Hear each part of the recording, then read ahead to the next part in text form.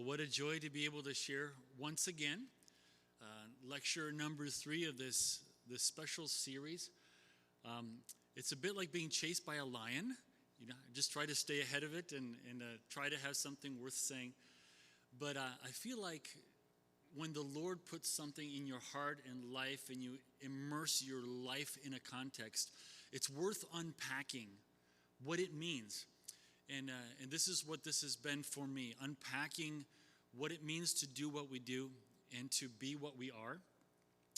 And so we're going to start with just a thought here. This is the campus of the Theological Seminary in San Jose, Costa Rica, that I serve as the director of. Just down the hall is the headquarters of the Costa Rican Assemblies of God. The other direction, up in a little 3-story small building, is our mission sending agency for the Costa Rican Assemblies of God. We've got about 50 missionaries serving outside of Costa Rica right now, including in Indonesia and Africa. Our goal is to send many more, because the Lord has given us a wealth of just really gifted and talented and prepared and anointed young people. And we believe that God is going to touch the world with them. And right now we have a couple in Indonesia that's translating the Bible into one of the local languages, teaching at the Bible school. They speak 4 languages. I mean, this is just we get to pour into some of these young people and then see what God does with them on the other end of the journey. And it's just a joy. But one of the things that happens when more than one institution shares the same building is that you have to sit down and work out the details. I'm seeing by smiles that you identify, right? So who's paying for the light bulbs? There's a light bulb out. Who coughs up the money for that light bulb? Or we need to repair the roof. Or what are we going to do about the electric bill this month that's $20 higher than it was last month? You know, all this stuff. And when we sit down and negotiate and talk to each other, we call this partnership. And part of our missiology with the Assemblies of God has been not just evangelism and church planting and establishing an indigenous church, but once that indigenous church is born, how do we work in partnership with them? And many times I walk down the hall at the Bible school and sit down with our national treasurer or national secretary or the national superintendent, who in Costa Rica, Ricardo Castillo, is also the president of our worldwide Hispanic Fellowship of the Assemblies of God. And we look them in the eye and say, what are your dreams? What are your goals? How can we help you? And we've had many of these conversations over the years, including right before we came back on our itineration this spring. And our brothers and sisters, when they say, these are the parts of our world that we need help with, this is where we go. Because there are chunks of their world where the church is not active yet. There are pieces of their world that they feel overwhelmed when they think about them. And so what I want to do in this lecture is unpack a little bit of those parts of Latin America that our national brothers and sisters, when we sit down in partnership with them, they say, we need help. And for some reason, our resources, our vision, our ability, our gifting, our location is just not getting the job done in some of these major chunks.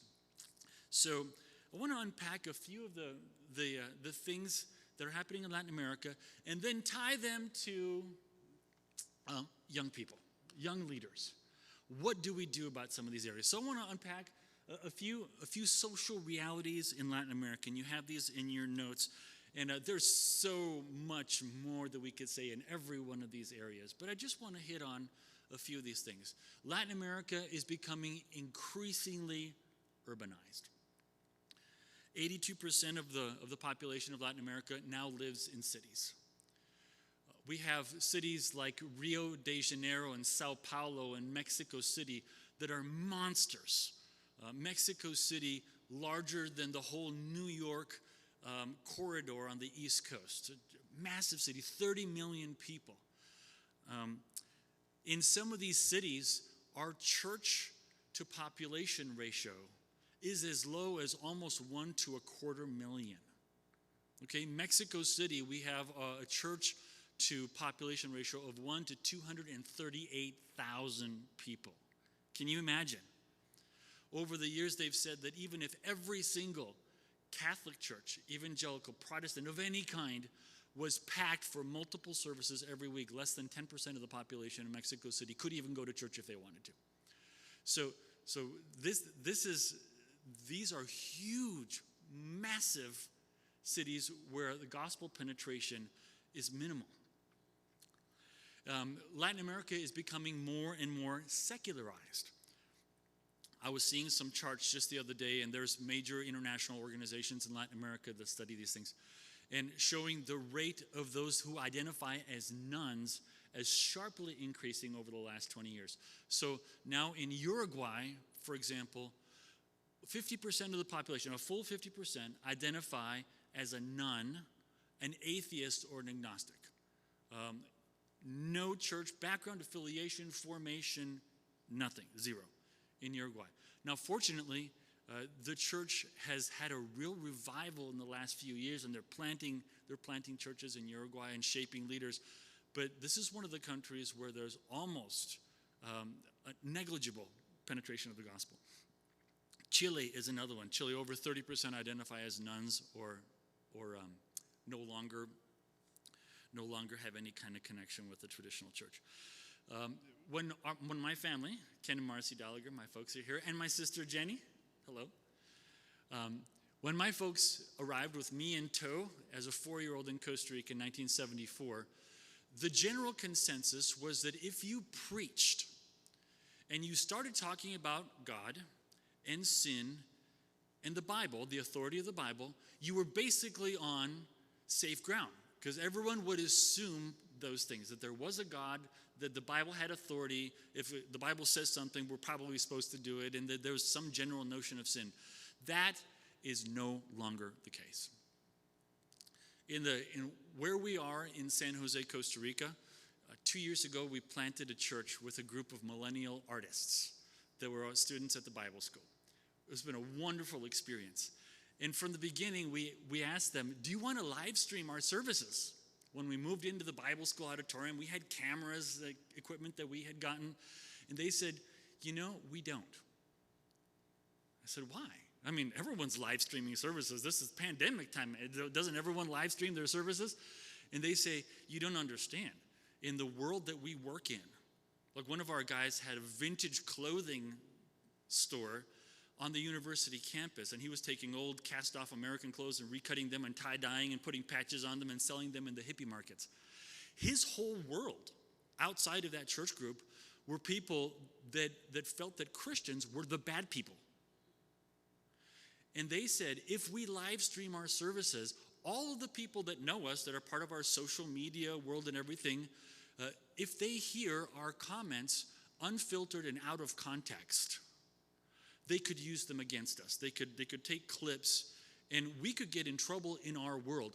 We no longer can speak freely about things like sin and holiness and conviction of sin. In our world, we are no longer in a world where we can assume Christian values. And this is in Costa Rica, a country that has about 18% of the population that would identify as evangelical in one way or another, but the younger generations do not. And the laws of the countries, more and more, do not. So we'll get to that in a second. Latin America is becoming more and more pluralistic. Now there's much more in the public eye. It used to be that the Catholic Church sort of controlled the dialogue about religion. And groups that were fringe groups or considered New Age or whatever were not socially accepted. Now, the wife of the president of Nicaragua, who is also vice president. They named her vice president. The president's wife is vice president also. Okay, a crazy lady named Rosario Murillo regularly mixes up Marian devotion, New Age rituals, crystals, and all this kind of thing, and superstition into her public appearances on a regular basis. Santeria in Cuba is very public. Witchcraft and some native voodoo stuff all mixed up into a public religion. Very visible. And in many other places of Latin America as well. In Costa Rica, Islamic mosques. are being put up in the country. We have Hindu temples being put up. And so the public discourse on religion is becoming much more pluralistic. When we arrived in 1974, 97% of Costa Ricans identified as Catholic. Now that the practicing Catholics would be probably 20% or less. So the whole public arena is changing. It's becoming more socially left-leaning. Same-sex marriage has become legalized in 9 countries in Latin America now. LGBT plus friendly curriculum is taught in schools everywhere, always, all the time in all of our countries. Drug use, gambling, drunkenness, prostitution are everyday features of our cities. In Costa Rica, we have a number of resort towns that now part of the publicity for the town is that there's marijuana use and prostitution and casinos are just part of the features of the landscape. So again, where the Catholic Church may have controlled some of the legality of some of these things years ago, that is no longer the case. LAC is home to over 4,000 universities with 75 million students. We have our university ministry network called Red Universitaria. They're doing a great job. So much good stuff happening, but they're on 50 campuses. There are 4,000. We are not on 98.75% of campuses. So these are massive holes. When you talk to national church leaders, they say, our university campuses are a huge area of need. What are we going to do? They love it when we have missionaries coming down and working with Chi Alpha, working with university campuses. This is one of the big needs in Latin America. And violence. Social inequality, gangs, armed military groups, drug traffic have led to huge rates of crime and violence in countries like Brazil, Colombia, Guatemala, Honduras, Mexico, Venezuela. I was speaking with a pastor from El Salvador, and he said that one of the families in his church had a knock on the door from one of the gangs that controlled their neighborhood and said, on Monday morning, we are coming to your house, and your 15-year-old daughter belongs to us as of Monday. What do you do if the gang is going to come and, oh, thank you. That's a big bottle of water. If the gang is going to come and look for your daughter on Monday, you get out of there. Why do we have the waves of immigration coming to the U.S.? Because of desperate situations like that. The same pastor was telling me that a friend that had gone to work in California came back to El Salvador one weekend, went out one day, and never came back. And they said, well, he's dead in a ditch somewhere. It's just a feature of life. They assume that this is part of what happens. Whole areas of Colombia that have gone back and forth between the paramilitary groups and the cartels and the government. What do you do when your whole area is controlled by gangs and drug traffickers? This is part of the reality in many of our countries. So when gangs control the streets, they blackmail businesses, they demand that families turn over their children, sometimes try to blackmail churches, saying you need to pay us protection money so that your church isn't accidentally broken into, right? This is one of the things. And more, they're digitally connected. One of the stats that I saw recently says that 74% of Latin Americans are not carrying cell phones, have a cell phone plan of some kind. So what happens in a pandemic when you have people that have and don't have access to technology? The gap widens. What happens to the kids whose schools went online but they didn't have anything more than a little cell phone to watch on? They didn't have a computer to watch on. They fell 2 years behind in school. And that happened, in fact, in Costa Rica. With many of our kids. The ones that are from the poorest communities just got two years farther behind in school.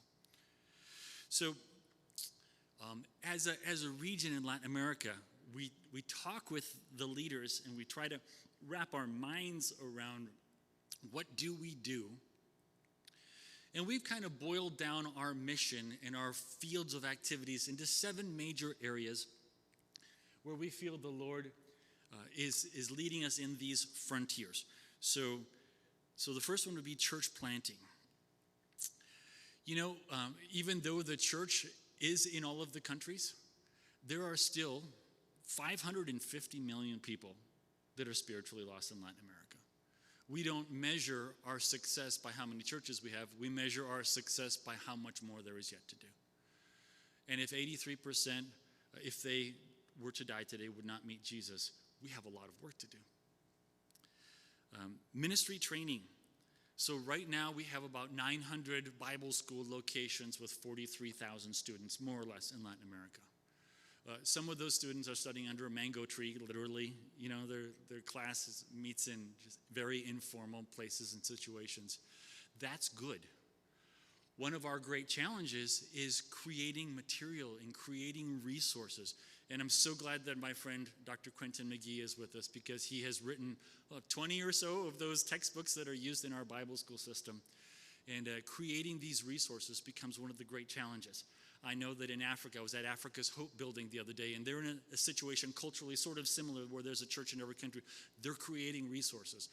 So missionaries that are doing the formation and involved in the classwork and training the directors of the Bible schools and those that are teaching becomes a huge part of what we do. I am on the Latin American Christian Education Commission, and we've had teachers meetings now with 500, 600 Bible school teachers and administrators, and as we pour into them and help them to improve the quality of what they do, we feel like we're speaking into the church and making a significant dent. The third one, missions mobilization. Last month in Colombia, we had a meeting of all the mission sending agencies for the AG across the world. And the stat that we are seeing right now is that we have 1,058 missionaries from Latin America serving around the world. This is wonderful, right? We have a wonderful traffic jam and bowl of spaghetti of communication and people going from here to there. Our Latin American missionaries, when they arrive on Live Dead teams in the Middle East and North Africa, and when they go to China working with in the circle of influence that Brother Mike has invested his life in, they can be very effective, especially if they speak some English, because like they got to be able to work with their teams when they get to their places. And so missionaries have had a very key role in creating these networks and encouraging the training of the next generation of missionaries and sending them. Jennifer and I plan to take a group of young people over to work with one of our great Colombian missionaries who's in the Middle East and is forming a training center for Latin missionaries in the Middle East. And this becomes one of the key roles that we play as missionaries, is helping those people get to the place where God has called them. Another area is compassion ministries. What do we do with these massive neighborhoods that are on the garbage dumps? With these areas that are filled with gangs and drugs, the Teen Challenge Ministries, Child Hope for Latin America that has over 100,000 students in 300 schools around Latin America. These are major areas where we can contribute with compassion ministries. 170 million people that are victims of extreme poverty, abuse, exploitation, lack of education. In Latin America, we need to keep on helping those who can't help themselves. Children and youth, another huge area. Jennifer and I, through the Bible School in Costa Rica, have been able to create children's ministry trainings and youth ministry trainings. We have a youth ministry training school in Costa Rica that we've been working with for 11 years. And these are ways that we feed into the national church and train those working with kids and with youth as well. University ministry, again, 75 million university students on 4,000 campuses. We got to get people out there. In unreached people groups, there are still 405 unreached indigenous and immigrant groups in Latin America. Of course, many of them would be in the Amazon area and in the mountains of South America and so on. But even in Costa Rica, there are several of the indigenous groups that just don't have a viable church yet. So how do we get there? We got to be out there. So in this next little block of time, I want to unpack some of the conversations that we have with young leaders that are growing up in this world, in this context. The young leaders that are coming up, that are trying to maneuver and figure out how to do ministry, how to serve the Lord in these contexts. And there's a Bible school teachers conference that just wrapped up on Saturday in Costa Rica. We're just thrilled to be able to train the Bible school directors. I would normally be on the front row of that, but our team in Costa Rica was able to do it.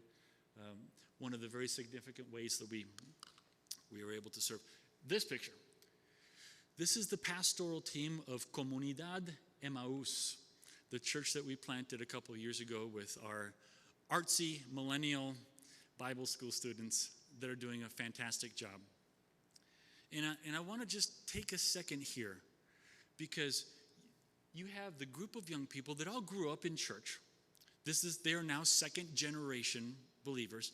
Their parents weren't pastors, they were just solid lay people that tried to raise them up in the ways of the Lord. Since they were in youth group, they were helping out with youth leader projects and small groups. And the Lord started growing in them a call to serve. They started pulling together a Bible study in the vintage clothing shop on the university campus, and it grew. And all of a sudden, they find themselves not just being Christians that do ministry. All of a sudden, they're saying, no, God is calling us to do this for real. What are the conversations that we have as we look in their eye? What are the tensions that they have to balance and manage? And so I want to just take a moment on the word tension. So what is a tension? A tension is something, or two things that have to be held in balance. You don't decide once and for all, but you have to keep on living with both things in your mind. For example, quality and budget. In Costa Rica, there's a saying that I have champagne taste on a Coca-Cola budget. That's one of the things that they say, right? So you can't always decide, I will always buy the very best. Sometimes you have to say, well, the budget isn't there, so we balance budget and quality. Work and personal life, right, are two things that we balance on a regular basis. We have to figure out, okay, this week is going to be a really heavy work week. When are we going to take care of mowing the lawn at the house, right? Like the work and life, we have to balance these things in life. So I want to unpack with you 4 tensions, 4 areas of balance that when I look into these young leaders' faces and help them walk through the decisions they have to make, they're dealing with a few different things than maybe a previous generation was dealing with. Some of the tensions are just normal things that young people trying to find their place in a bigger world have to go through. But I want to unpack 4 of those tensions. The first one is holiness and grace. So the missionaries that came and planted the church in Costa Rica in the 1940s came out of a holiness tradition from the early part of the 20th century that brought a series of concepts with them from mostly the North Midwest, right? They were from North Dakota and Minnesota missionaries, the first batch that came to Costa Rica, founded the Bible school. And they brought some rules and some ways that they thought about holiness that then they taught in the national church. And some of those things became codified into a moral law, right? So among the things were normal things, right? Obviously, sexual integrity and purity and all that kind of stuff. But there's other things that they decided back in the 1940s and 50s that were sin that don't make sense anymore. Going to a soccer game, being on a soccer team, considered sin, right? Even watching healthy family movies in the theater. No, that's a movie. That's bad. That's sin, right? So the new generations now are working their way through some of those, the moral code, which they would call legalism, but really it was just someone trying to work out holiness, like work out your salvation with fear and trembling, and that's what the previous generation tried to do, but then it became law. And so the new generation says, well, what does holiness mean for us? The problem is that when you say that law doesn't apply anymore, maybe it opens up a bunch of gray areas that then they have to sort through. So for example, the younger generation a lot of times will say, well, do not judge or you too will be judged. So what business do I have judging people? Everyone, you do you, I do me, right? These are my convictions. But what happens when we're in a church community and there's a body of believers and those things affect each other? I want to give an example.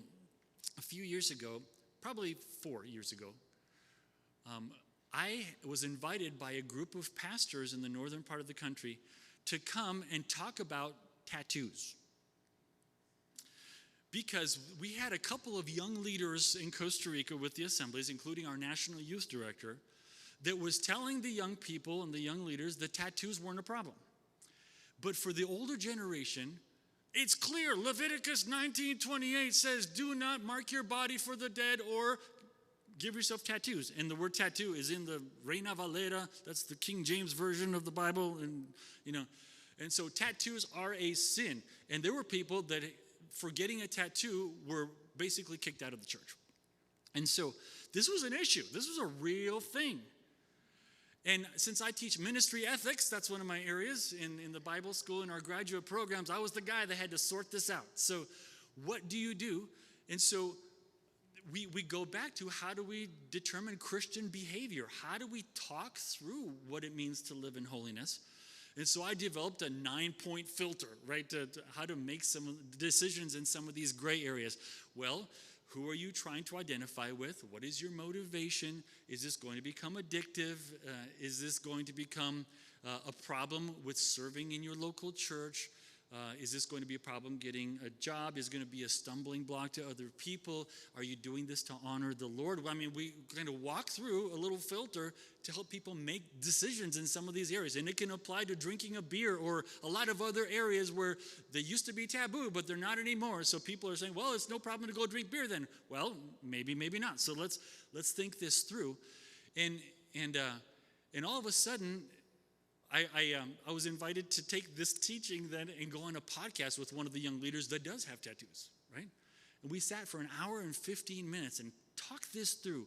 What does it mean to please the Lord and live a life that honors and pleases Him, and not walking in the darkness of our mind and not feeding lasciviousness and envy and jealousy and all these kind of things, but feeding our hearts with the things that will produce fruit of the Spirit and not the fruit of the flesh.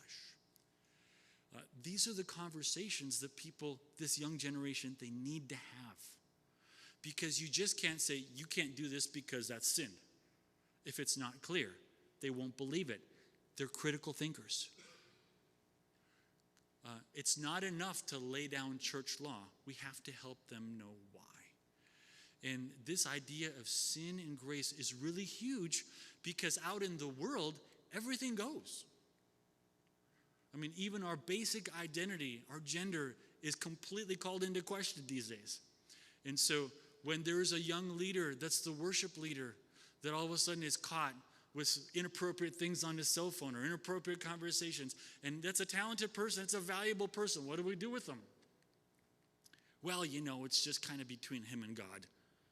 Well, when we balance holiness and grace, we need to say, we love you as a brother, we want you to get your heart clean. And we need to develop processes to help people work through their sin and work through the stuff of life in their heart, right? It's not enough just to lay down the moral code anymore. We have to help these young leaders walk through why. And this is one of the things we can do, because we're a little bit outside the system.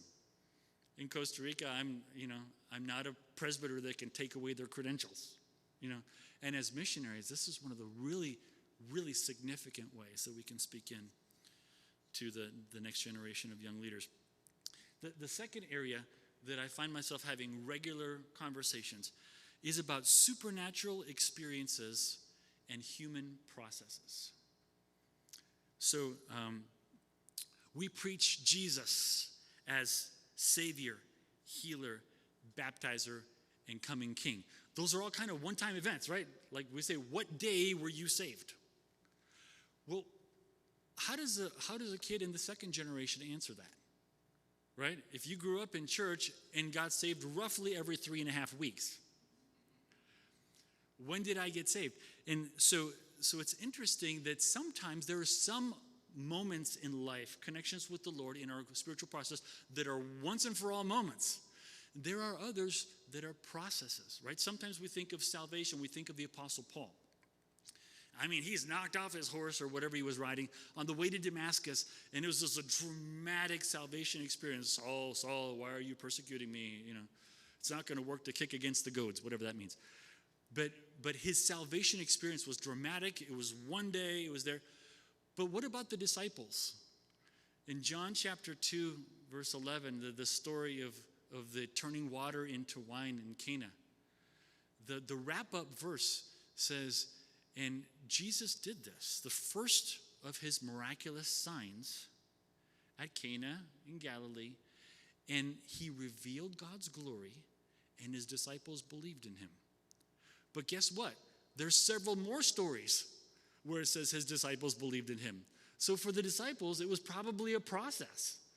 You know, one day they might have said, ooh, Jesus is pretty powerful, and ooh, Jesus can calm the sea, and oh, Jesus healed that person, and oh, Jesus forgave the woman at the Samaritan well. And their eyes were slowly opened.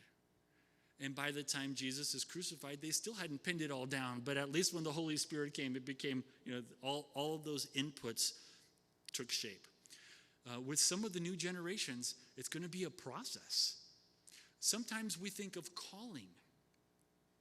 And we think, well, I was called to ministry this day at youth camp, right? We tend to think of youth camps as the place where you get called to ministry. What if that's a process? What if that's a slow process of discovering your gifts and serving Jesus and slowly growing in maturity? And all of a sudden, other people in the community say, wait, that thing that you do, that's like a God thing. We think that you really need to pursue that, right? And so some of these are processes. I was talking about this with one of our guys from Emmaus the other day, and he says, oh man, I got a story. He told me the following story. A couple months ago, a young man gave his life to the Lord, was coming to the church, started coming with his mother. She filtered away, but he stayed. And he would go out with the gang after church. So this group of young people in our church, they hang out all day on Sunday. The service is just the first part. They go out to lunch, and then they go to someone's house and pull out a guitar and sing songs and goof around and stay together all day. And this guy sort of jumped in with them. But people started coming to Pastor Pablo and saying, that guy, he said some inappropriate things, and he's a little difficult, and he gets mad, and he slams the door, and you know he'll hang out for a while, but then something blows up. And so one Thursday night after the Bible study on the Gospels that they were doing, Pastor Pablo pulls aside this young man and says, tell me your story. And it turns out that this young man, when he was 6 years old, had gone with his party animal mother to a party and grabbed a plate that he thought had powdered sugar on it and ate it. And it was cocaine. The resulting medical problems wound up with him separated from his mother and was in 3 different foster homes where he was sexually abused in each one. They thought that he was about 30 because of the wear and tear on his face. It turned out he was 20. He was still very young, but already had this cynicism and hardness in his heart. And Pastor Pablo says, you know what? The other pastor that works with us, Carlos, he has a story like yours. You need to talk to him. So the next day they got together again, and this time Pastor Carlos came with them. And he told his story again, and Carlos shared his story of being abandoned by his mother and being taken in by his aunt and uncle, and the grace of God and the forgiveness that he had to work through. And the young man broke. What they thought would be a process of months, maybe therapy, maybe a long process of this guy sort of getting straightened out, everything broke in his heart. He went the next day, found his mom, forgave her. The forgiveness and the grace of Jesus just poured into his heart. And the change was immediate. And immediately people in the church started saying, what happened? This guy is different. And Pastor Pablo summed up the conversation saying, you know, John, I grew up in a church where there was so many were believing for miracles and kind of prosperity, and God's going to always give you what you want, that I've moved the other direction. And I've moved to the thinking of, well, it's probably going to take therapy and a long process and discipleship and a long thing. But in this case, the Lord chose to do a miracle. And he says this balance between human process and supernatural experiences, he says we can never forget that God is still in the business of intervening in people's lives, as well as helping us to guide people through processes when that's what God chooses to use. And so this is something interesting. We have a generation in Costa Rica, some of whom grew up in a very strong prosperity teaching and promises made, and they don't want to overpromise. And so sometimes they'll go the other way, right? But we still believe that God intervenes, and as well as us being part of processes. Two more. Spiritual leadership and servanthood.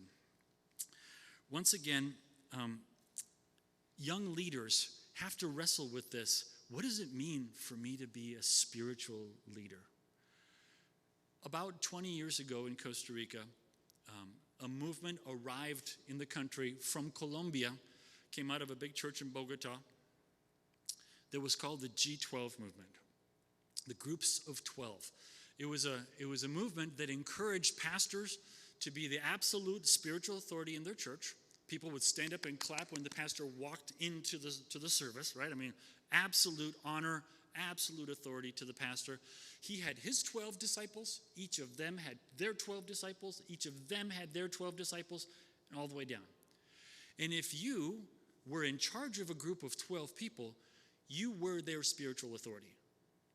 What's the obvious problem with the system?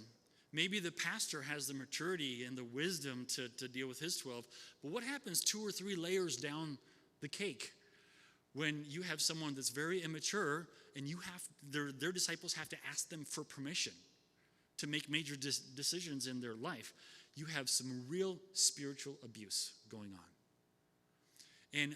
And right now, in the Bible school, we get a lot of students from the big churches, and some of them have toned down that conversation, and some of them, but there's still that element of, these are my people. I am their pastor. I am their authority. They can't leave without my permission. Some of that thinking. And what happens when all of a sudden God calls me and now I have my church? I tend to just transport that right into my ministry. And so in Latin America, we talk about what does it mean to serve. Servant leadership is so huge. What does it mean to love people and walk with them and not just say, I'm the spiritual authority, you need to bring your tithes and you need to do what I say, but I'm not there to serve. One of the young couples in our church had a death in the family a few months ago. And both of the pastors, young guys, first time in the ministry, first time in a pastoral role, they're like, yeah, no, I'm busy, I got a commitment tonight. And I was the one that went and sat with the family and then went to the funeral the next day. And the family went back to the church and said, that's what it means to pastor. And all of a sudden, with our whole pastoral team, a light bulb went on. Oh my word, there's no way we should have missed that opportunity. And the next time someone had a family member die, they were there. How do we teach? How do we teach people to serve? Servant leadership, modeling healthy leadership. This is one of the huge challenges for us in our world. Another thing about ministry is that we have a lot of bivocational young pastors that don't want to give up their secular job. They've seen too many people suffering economically in ministry. They've seen too many people that when they gave up their outside support, their family support just crumbled. And they say, you know what? We actually like staying connected to our secular world because that's where our field of influence is with people that don't know Jesus yet. We want to stay connected. And so I've had some of the older pastors say, this younger generation is just not committed. They don't want to go full-time in ministry. Well, what if we have a whole generation of tent makers that say, I would rather preach the gospel for free and not have to get up in a pulpit and demand everyone's tithes so that I can live another week? What happens if they want to keep on serving and not have to squeeze money out of other people? And what if they just want to serve the Lord in that way? And I don't think they're wrong. So, but this is the conversation. This is a tension between spiritual leadership and servanthood. What is calling? What does that even mean? In the ministry ethics class that I teach, we go through major areas of life and ministry and family and leadership. And at the end, the project that I assign them is take everything that we've talked about, relationship with your kids, maintaining your marriage healthy, financial integrity in church, your use of power, your preparation for sermons, all of the different parts of leadership, and make a plan of action for each one of those points for your own life. How would you like your life to play out differently? Your use of technology, the way you interact with people of the opposite sex, and all those things. And they make a plan, and that's their plan, and they become accountable to their plan. And I think this is one way we help for there to be a healthy use of authority and a healthy use of leadership. Last thing, individual conviction versus community wisdom. You get these young guys that say, man, we have got to install intelligent lights on our platform in order for this to be attractive for young people. Smoke machines. We did an event in Mexico last month where, because we're going to have a conference there with 1,000 pastors' kids, the guy in charge of technology at the church said, this is my excuse. And he got 4 new intelligent lights and several smoke machines to help make it happen, right? Is that wrong? No. But younger generations always have big plans. We need to do this, Pastor. And what is sometimes the response of the older generation? These young kids just have no sense of responsibility of money. And the tension between the younger generation and the older generation, community wisdom versus my convictions, my desires, what I see as the needs in front of us. This even applies to a call to ministry in this sense. In Latin America, there's a very different sense of what it means to be called to ministry than we normally handle here. What does it look like in Latin America? A young person finishes high school, and the pastor says, go to college, get your preparation. So they study accounting, or they study education, or they go to mechanic school, they start working. But if they start demonstrating in the local church just gifts, the pastor may say, or the leadership of the community may say, that thing that you do when you're with the young people, the way you're leading kids' church, the way you pray with people at the altar, that thing that happened when you were giving a little teaching, that is a God thing. And we definitely need to see you grow in this area. And so they send them to Bible school. And so all of our people at Bible school are people that are already serving, already in leadership. They've already been recognized by their church community as people that are gifted and are in leadership. And those are the people that I can ask for pastors to volunteer to teach those classes because no one's paid for anything. And we pour into them because they've already demonstrated not just a call, but leadership and gifts. And so it's interesting when I think of the U.S. church. And sometimes we ask young people at age 17, before their senior year in high school at youth camp, to say if they have a call to full-time ministry, and then go and spend $100,000 at college to get a degree in something that they don't even know if it's really going to work for them, right? And this is one of the ways. This is a tension. This is a tension. Did I feel a call to ministry when I was that 17-year-old in high school? Yes, I did. Did I go and prepare and study biblical studies? Yes, I did. Has it worked out for me? It sure has, right? So I'm not going to take that away from anybody. But this is a tension. This is community recognition versus individual calling and conviction, right? What's the interplay? The interplay between denomination and informal networks, right? Here in Minnesota, where we are, we have the Minnesota District, which is fantastic in investing in young people, but we also have ARC, the Association of Related Churches, and the president is in Minnesota too. And there's an informal network of younger pastors that have a like-minded vision. So I think in the future, we're going to see more and more, not just formal denominations, but informal networks of people with common vision and seeing common needs that are going to be the reality in our missions. And not all of our national brothers and sisters are going to understand this. And the younger pastors are craving it. I'm hearing about church planting efforts in East Africa that have been really encouraging, and where younger pastors and missionaries are getting together to start churches that aren't really international churches, but they're sort of business and professional class churches for people that are educated and can respond to a different way of doing things. And Latin America, we're seeing some of that kind of thing happening. So more and more, I think we're going to see these informal networks. So as we're wrapping up, I think of Latin America and all of the modernity and all the postmodern issues. We don't even talk about postmodern anymore, right? It's just the new realities. We're in a post-Christian world, and we're in a world that no longer assumes that Christians and missionaries are good people, that we're after the best interests of the people. We're no longer in a world where we speak as freely as we used to speak. Our guys in Costa Rica, the way they edit their message going out to their world is almost as edited as our missionaries in limited access countries, because we're no longer in a world that assumes that what we assume. But God is with us, and we are continually encouraged at seeing God calling new missionaries to come through from some non-traditional sources. More and more of the Chi Alpha young people are going out as missionary associates and going through the path to become career missionaries. The Lord is using them in exceptional ways. And we're encouraged in Latin America that God has good things ahead for us. But it just looks different. It looks a little different.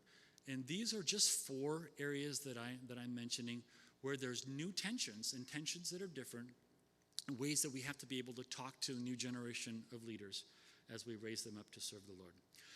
Let me pray with you, and then we can take a few questions for the last few minutes. Father, we are grateful that in the midst of this new world, new realities, that you are with us, and you keep on meeting people at their point of need, and you keep on breaking through, and we do proclaim you as our Savior and our healer and our baptizer and our coming King.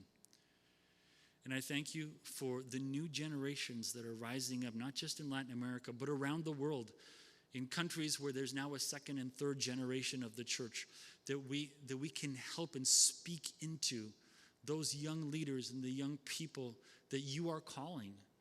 And we help to shape them and come alongside them to fulfill the visions that you are giving them for their world. And we pray that you would give us wisdom as missionaries, as AG World Missions, as a seminary, as educators, to invest in the next generation in a way that will help them. We thank you in Jesus' name. Amen.